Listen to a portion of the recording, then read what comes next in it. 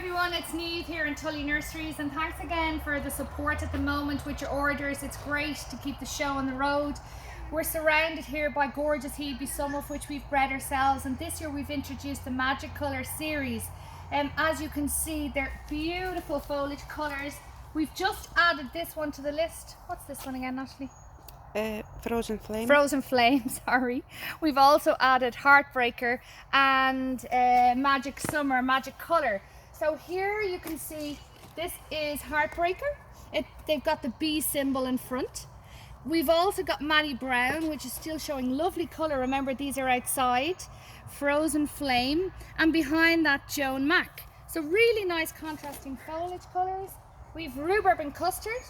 We have raspberry chocolate. Lovely suggestion for Easter if people are counting the calories. We have elliptic variegata, lovely full and bushy. Remember, they have the bee symbols, which is great if you're promoting the bees. And let me introduce you to our new Hebe Purple Rain.